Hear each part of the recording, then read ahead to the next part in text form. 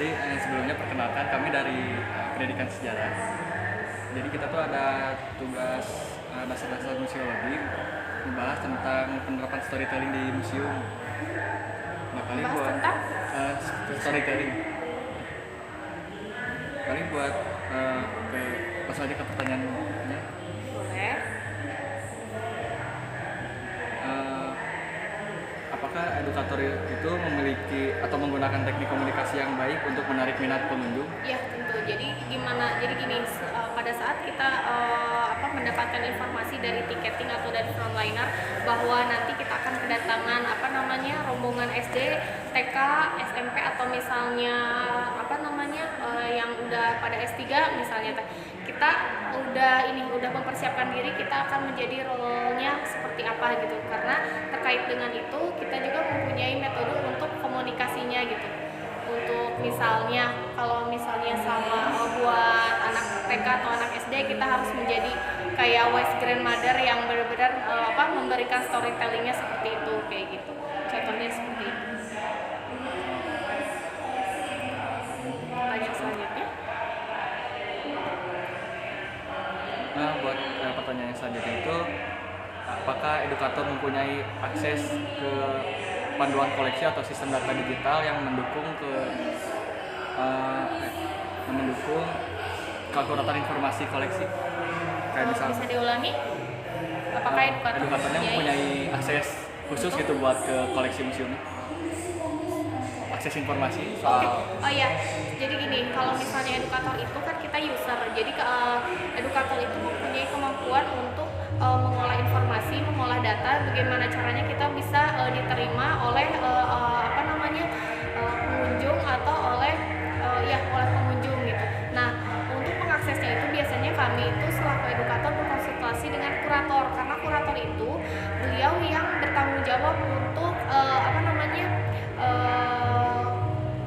konten koleksinya kayak gitu. Jadi sebelum dipajang maupun setelah dipajang atau sedang dipajang pun edukator masih tetap harus konsultasi dengan kurator untuk terkait dengan keupdatean koleksi tersebut gitu. Nah, jadi kan penyambungnya itu kan si edukatornya kayak gitu. Jadi kita juga punya laporan, punya akses sebelum koleksi itu dipajang atau pada saat dipajang itu kita harus terus menggali informasi tersebut, terutama dari kurator. Tidak hanya dari kurator, tapi juga kita juga harus mendapatkan informasinya itu jemput bola gitu, baru dikonfirmasi sama kurator gitu. Dari situ baru edukator memulai informasi sendiri untuk menyampaikan untuk dapat mengkomunikasikan kepada pengunjung. jadi sebisa mungkin edukatornya tuh mengupdate terus informasinya gitu. Betul. Selain jemput bola, tapi konsultasi juga dengan kurator. Nah, ke pertanyaan selanjutnya.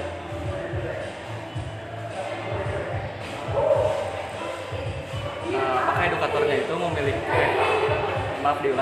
apakah edukatornya menggunakan storytelling yang kreatif untuk membawakan koleksi-koleksi museum agar koleksinya itu bisa menjadi lebih hidup?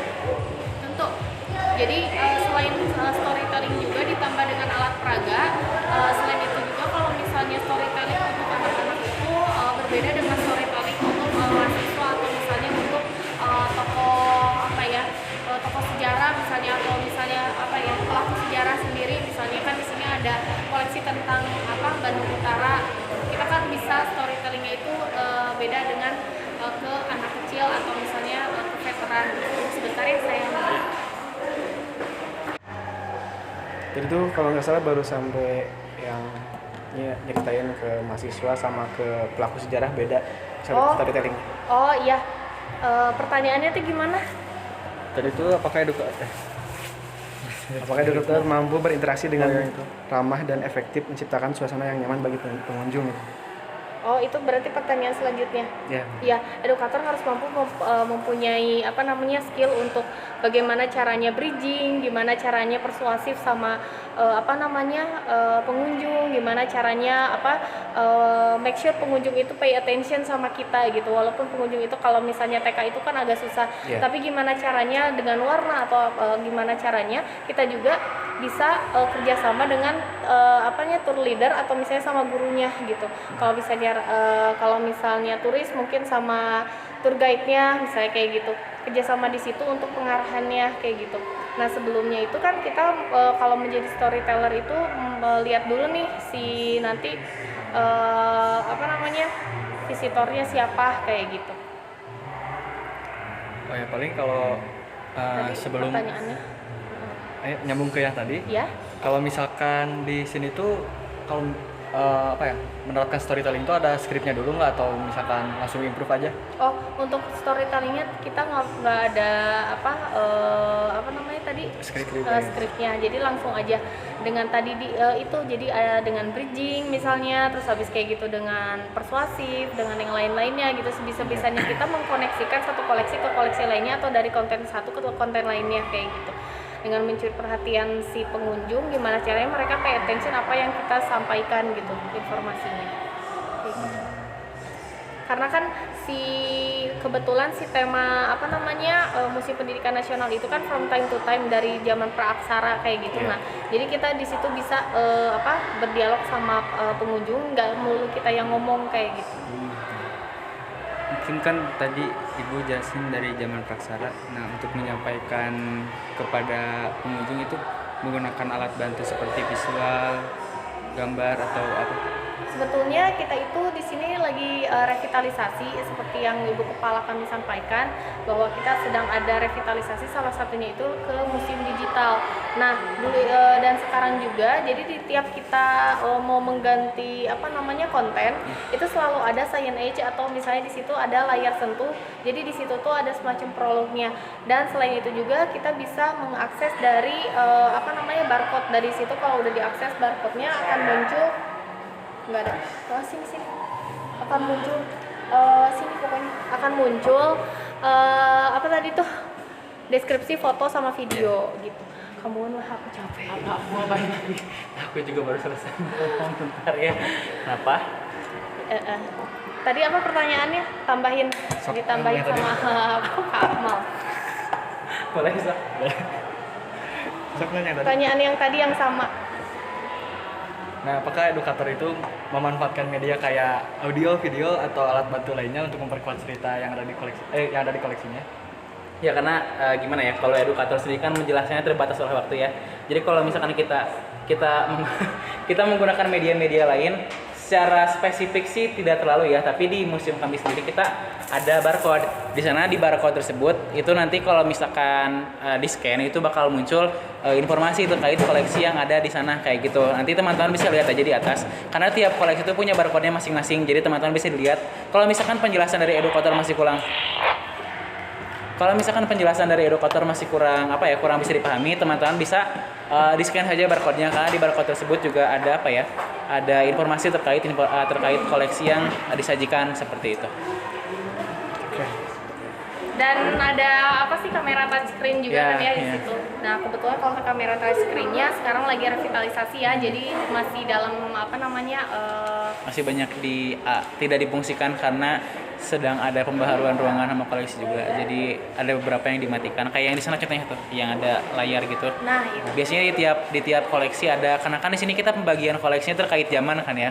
Di tiap zaman tuh biasanya ada salah satu layar kayak gitu. Lagi mau ditanyakan? Mungkin pengen sedikit tanya, ini keluar dari instrumen enggak apa? Enggak apa-apa. Kan kalau untuk anak usia dini misalkan dari anak TK itu fungsi museum tuh lebih ke rekreasi ya, bukan ke edukasi. Nah kalau ke SD atau SMP ke atasnya sampai ke pengunjung umum, gimana sih dari kakak gitu menentukan tapi mengetahui kalau pesan atau informasi yang kita sampaikan tuh dipahami atau didapat oleh para pengunjung kayak gitu. Memastikan mereka kalau misalnya untuk usia dini di atasnya. Kan kalau untuk usia dini kayak cuman rekreatif doang kan ke museum itu. Kalau di atasnya gimana cara nanya dari ibu dari kakak juga. Oke, jadi kan kita kan kebetulan punya LKS juga ya. Nah, si LKS-nya itu udah direlevansikan dengan bukan kurikulum ya, dengan pembelajaran di sekolah, bahkan dengan tujuan mereka berekreasi ke sini. Nah, jadi si pengunjung itu nanti mendapatkan LKS yang dimana si pengisiannya dan isinya itu tidak dapat nggak akan ada di internet ya. Hanya si kita aja gitu, edukatornya aja yang memberikan informasi gitu. Nah, selain itu juga kan mereka harus foto atau video, nggak harus sih, maksudnya foto atau video dan nanti di tag akun sosial media. Nah, dari situ juga mungkin nggak harus melulu dengan nulis-nulis kayak gitu, tapi dari situ juga mungkin kelihatan public speaking mereka atau apa yang lainnya. Jadi bisa jadi museum ini menginspirasi mereka gitu untuk dijadikan eduwisata. Kalau dari aku sendiri ya, tadi pertanyaannya apa, coba diulangi lagi. Aku lupa. Gimana Capek ya? caranya Minum dulu kan. lebih ke apa ya tadi? Ya, yang anak kalau TK kan lebih ke Ya, rekreasi. kalau ke atasnya yang udah bisa memahami gitu, cara memastikan mereka itu paham isi dari museum ini gitu. Oke, ini ya, karena yang aku ketahui terkait lewat sini ke sebelah sana, mau keluar ke sebelah sini. Oke, maaf ya. Terkait apa ya? Karena kalau misalkan di museum ini kan tujuan kami itu kan eduwisata ya, yang dimana kalau buat aku pribadi mah selama mereka mendengarkan pasti akan ada hal yang mereka cantol, ada yang mereka pahami gitu. Nah, emang salah satu hal yang kita lakukan gitu agar bisa melihat pemahaman mereka sampai mana, itu tadi adanya LKS. Karena LKS juga bukan hanya ada satu, tapi LKS juga ada banyak ya, kalau nggak salah bukan cuma satu doang formatnya ya. Iya. Ada banyak format, jadi bisa dipilih aja terkait apa yang mau mereka ketahui sebelumnya. Karena kalau misalkan anak SD, SMP kan untuk materi sejarah pendidikan itu cukup berat ya. Iya. Jadi kita kurang tahu gimana cara mereka bisa memahami hal yang kita jelaskan gitu. Kalau misalkan ya agak mungkin juga mereka bisa paham secara langsung gitu. Nah, kalau Politik misalnya. kecuali kalau anak SMA atau anak kuliah yang udah belajar gitu, biasanya kan mereka bisa lebih memahami gitu. Dengan adanya mungkin biasanya kalau anak kuliah datang ke kita itu kan kalau rombongan gini, itu ada tugas kan. Nah, mungkin dengan adanya tugas yang mereka lakukan itu juga merupakan salah satu bukti kalau misalkan mereka bisa memahami apa yang kita jelaskan atau hal apa yang mereka pelajari sebelumnya kayak gitu. Paling dari aku. Tadi apa? Masih lanjut? Boleh? Silakan. Boleh ke yang selanjutnya aja ya. Dari yang pengalaman kakak-kakaknya, apakah edukator di sini tuh kayak berhasil menyampaikan pesan edukatif atau nilai budaya yang ada? Kalau budaya mah ya intinya ke situ yang ada di museum. Yang ada di museum ini. Oh, jadi dengan kita cara tuh yang lebih berhasil bermakna gitu. atau enggak gitu dengan cara sebetulnya apalagi kalau misalnya anak-anak TK atau SD ya yang suka ganti-ganti cita-cita tuh biasanya. Oh, ternyata bagus ya kalau misalnya ke museum, nanti aku pengen jadi kayak kakak aja, nanti kerjanya di museum, katanya ngasih tahu, terus habis kayak gitu main-main di museum untuk ibu terima kasih. Kayak gitu, jadi di situ kita kayak nggak tahu ya GR apa enggak, cuman ternyata kita menginspirasi mereka juga gitu, anak-anak kecil gitu ya, anak-anak kelas 1 sampai kelas 3 SD sama anak-anak TK gitu, ternyata mereka happy. Dan kita juga selalu menanyakan di pas closing ya,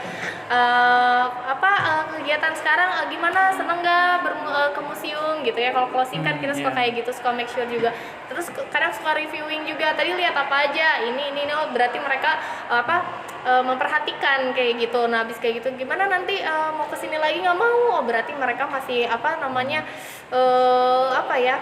maksudnya tuh mau get back lagi ke sini kayak gitu. Jadi kita udah berhasil ngebuat anak-anak buat suka bermain ke museum kayak gitu. Kalau misalnya SMP SMA juga sama, kita suka di akhir suka seperti itu kayak gitu. Jadi kalau buat aku mah bisa dilihat juga dari respon mereka selama kita menjelaskan gitu.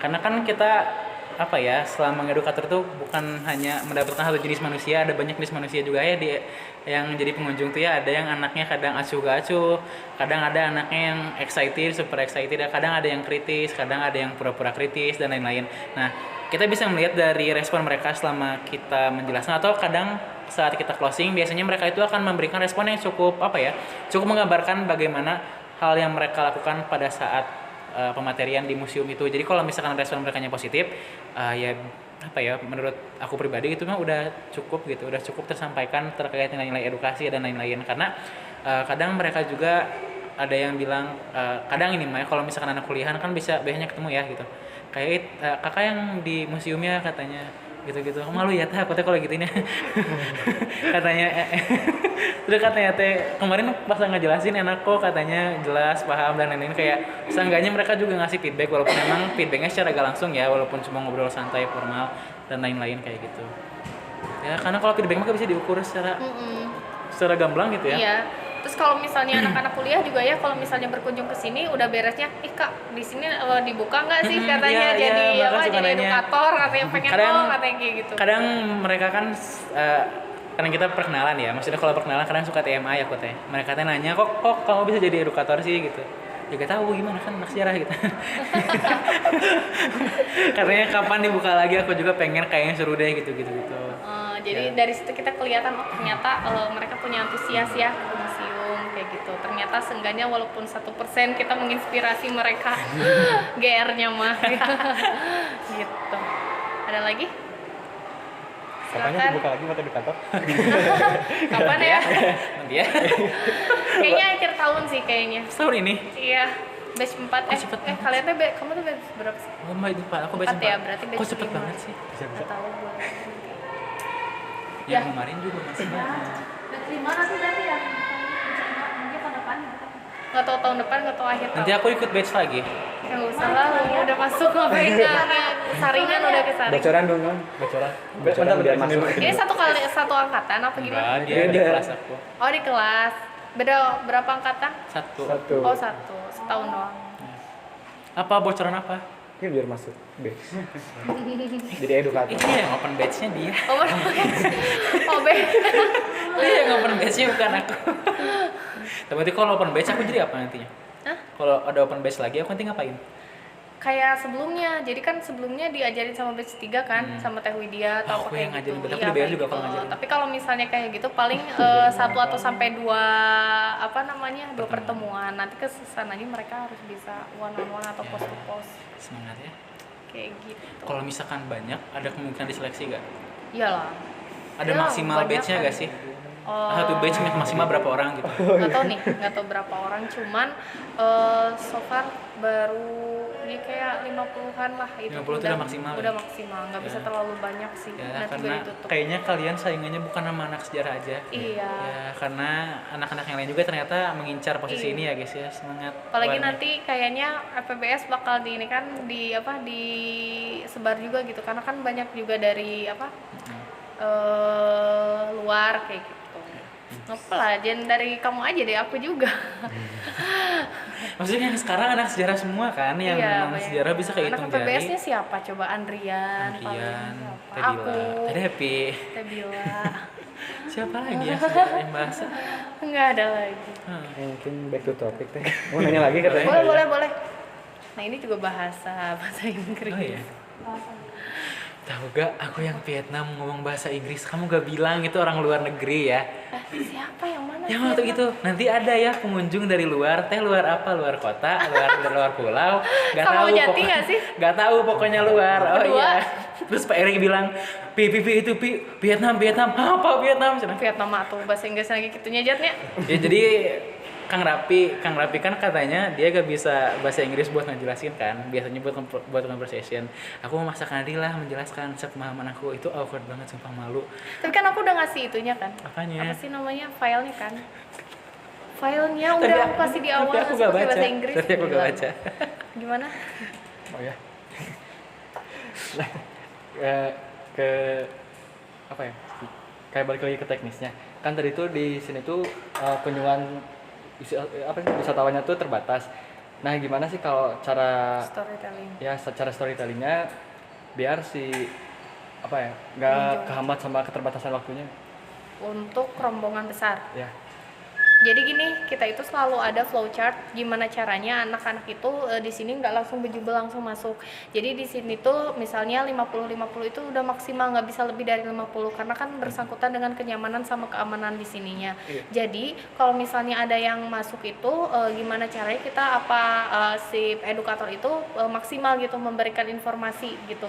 Jadi 50 masuk, terus 50-nya lagi nonton, 50-nya lagi nonton simpen di inner court, 50 misalnya ya, berapa ratus misalnya kan. Di sini udah masuk nih 100. 50 masuk, 50-nya lagi nonton. Udah 100 kan nih, 50-nya lagi diam dulu di inner court, 50-nya lagi di sebelum inner court. Nah, apabila lebih dari itu selebihnya di keong di situ. Nah, dari situ nanti kita informasinya dapat dari ketiga dari satpam yang bertugas gitu. Nah, kita juga selalu pakai HT, pakai handy talkie biar gimana caranya informasinya tersampaikan gitu. Jadi nggak terlalu crowded juga gitu ya. Ya, ditambah ini kan kalau misalkan kalian lihat gitu ya, struktur informasi yang diberikan di sini tuh kan disusun berdasarkan kronologi waktu ya, kronologis. Jadi karena kronologis jadi mereka bisa lebih mudah memahami apa yang sedang mereka lihat kayak gitu.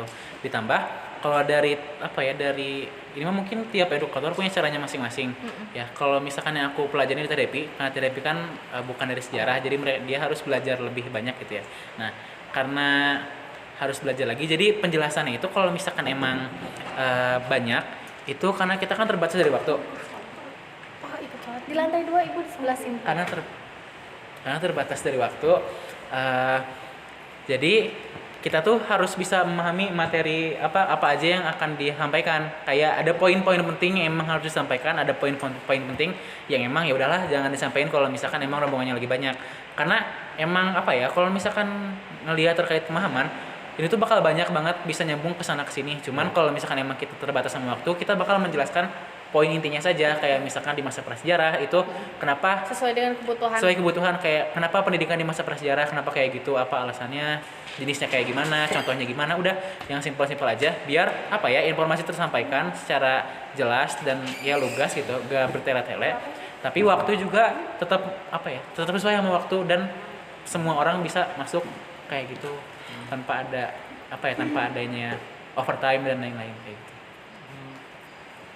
Berarti kalau misalkan sebelum-sebelumnya pernah ada pengalaman waktunya terlambat misal kayak pengunjung telat masuk atau ada sesuatu kendala lain.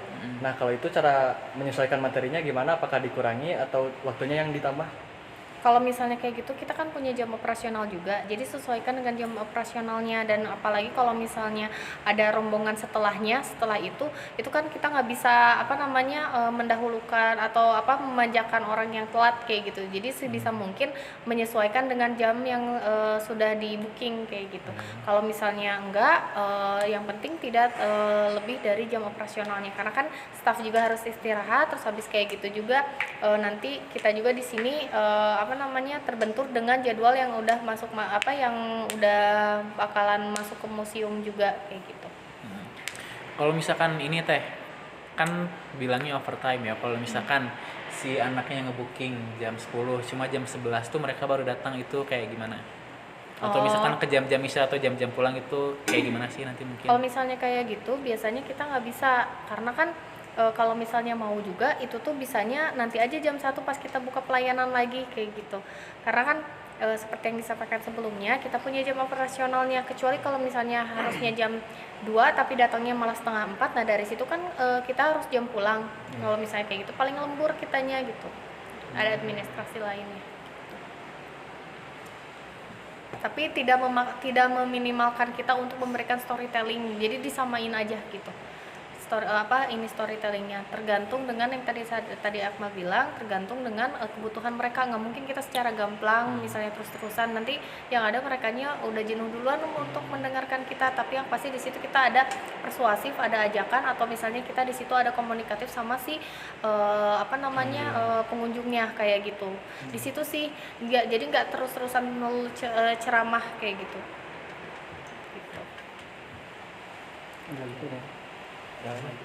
mau ini Sok boleh aja, lanjut. ini boleh Boleh.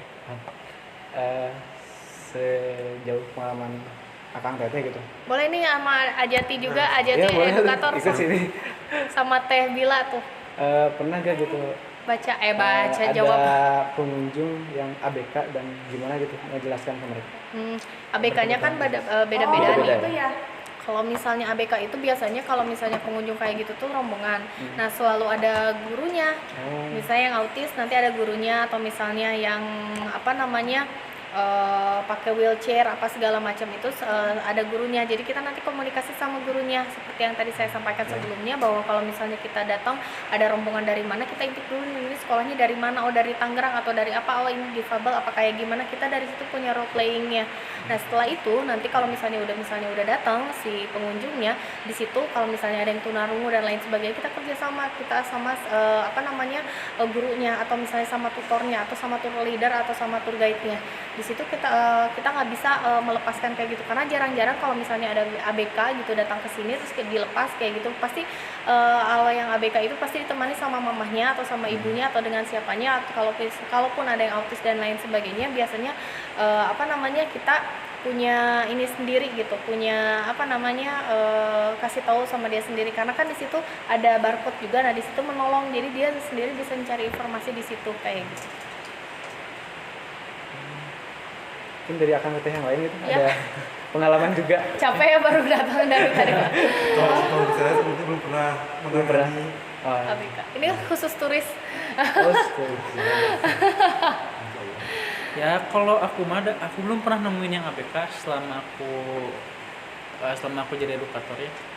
Gak tau ya, aku ABK belum tuh orang luar pernah, jadi aku nganggap yang orang luar itu ABK karena aku harus ada treatment khusus ke mereka gitu. Karena aku harus punya treatment khusus kan ke orang luar tuh gitu. Cuma kalau yang ABK, kalau misalkan yang merekanya ya yang Spesial. mungkin bukan secara mental ABK-nya, ya bisa disesuaikan aja, karena kan kita juga punya fasilitas khusus ABK kayak tangga, yang kalau misalkan mereka pakai kursi roda kan ada kayak bukan sliding itu yang Yang wheelchair. ya gitu ya terus ya kita juga sudah dari museum sendiri juga sudah memfasilitasi hal kayak gitu terkait misalkan ada anak-anak ABK yang emang dari segi mental datang, ya kita nggak bisa berbuat lebih ya, maksudnya selama kita menjelaskan koleksi hal itu bakal dibalikin lagi ke penanggung jawabnya kayak guru-gurunya, bukan cuma ABK doang, sebenarnya anak-anak TKS juga kadang kita kayak gitu, kayak dia bisa minta tolong diamanin gitu lah. Buat storytellingnya, jadi tetap harus kerjasama sama yang bawa rombongannya kayak gitu, karena kan mereka juga biasanya datang aja ke sini, bisa sama mereka, apalagi pas di sini pasti lebih bisa untuk mengkondisikan gitu. Semester berapa? Tiga. Oh, ya Allah, masih muda. Beda berapa tahun, Jat? Apalagi sama aku ya? Tante. Terus? Tapi ada lagi kan? Sak. Ini berarti kan kalau misalkan ada turis dari luar, berarti si edukatornya itu harus bisa bahasa Inggris lah misal, atau bahasa-bahasa yang lainnya. Iya. Ya Wajib. Iya, sok, Jat. wajib. sengaja basic Inggris harus bisa. Jadi kalau untuk pelayanan itu kan kita pasti punya standarnya ya Ajati ya. Nah terus habis kayak gitu seperti disampaikan lagi sebelumnya, bahwa pada saat kita menerima data, ini ada rombongan atau misalnya ada turis atau misalnya ada tamu dari luar negeri, kita lihat dulu ya tamunya dari mana, misalnya dari Rusia, oh kita harus kayak gimana, atau misalnya dari Jepang kita harus kayak gimana kayak gitu. Kan beda beda budaya, jadi tidak selalu hanya komunikasi melalui kayak gini aja ya, tapi kita juga diajarin untuk gimana caranya komunikasi dari gestur dan yang lainnya, kita tidak boleh kayak gimana, terus kalau misalnya ke orang Jepang harus kayak gimana kayak gitu, politeness-nya ada standar-standar sendirinya kayak gitu. Jadi untuk storytelling juga kita tuh kalau misalnya sama orang-orang asing, mereka itu lebih suka yang singkat, padat dan jelas, dan bikin mereka itu curiosity-nya itu tergali kayak gitu. Kalau misalnya yang udah kayak gitu ya gitu, jadi merekanya yang pengen bertanya juga sama kita, baru kita bisa ngejawab kayak gitu, dan kita memberikan informasinya nggak terlalu bertele-tele gitu. Jadi gimana mereka bakalan nge-appreciate gimana caranya kita sebagai edukator kita bikin mereka nge-appreciate konten-konten terkait dengan sejarah pendidikan nasional gitu di sini. contohnya misalnya kalau sama orang Belanda ya nggak boleh kayak gimana kayak gitu. Terus kalau misalnya mau ke toilet atau misalnya sendawa harusnya kayak gimana atau kayak gimana kayak gitu. Iya. Mulai jam 3 gitu. Enggak. Selesainya jam selesainya. Jam 3 tutupnya. Oh. Sekarang jam berapa emang? Jam setengah tiga. Bapak Ibu mau ada kunjungan musim ini? Atau pribadi, kunjungan pribadi? Guys, ini omongan.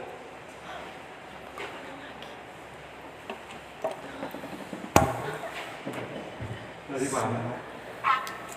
Udah aja tuh. Nggak boleh sok boleh aja masih ada yang Oh, aku kerja lagi kah ini? iya lah nih. 8 orang. Oh boleh Boleh. silakan. Mau sama siapa? Oh tunggu sebentar Bapak Ibu sebelumnya ini apa namanya ngedadak atau udah booking duluan? Mendadak. Oh ngedadak ya. Kita punya waktu sekitar berapa menit ya 30 menit. 30 menit nggak apa-apa? Iya. Oh mau Di guide mau ini aja mau langsung aja masuk aja. Apa Jadi di di situ guide?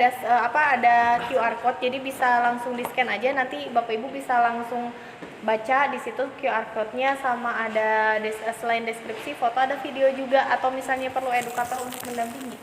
Kebetulan Baru pagi ini. Allah tadi ngawas loh. Non? Yang mana? Mantap. Iya. Oh. Semester 3.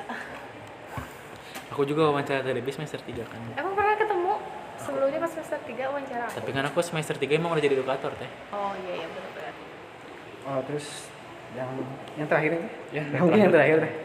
Iya Eh, boleh. Di museum ini gitu ada gak kayak apa ya namanya? Survei atau itu respon dari pengunjung gitu setelah berkunjung ke museum? Kebetulan kita kan terbuka untuk semua yang mau apa namanya riset dan yang lain sebagainya. Jadi ada beberapa prodi yang menggunakan museum ini sebagai apa namanya risetnya gitu.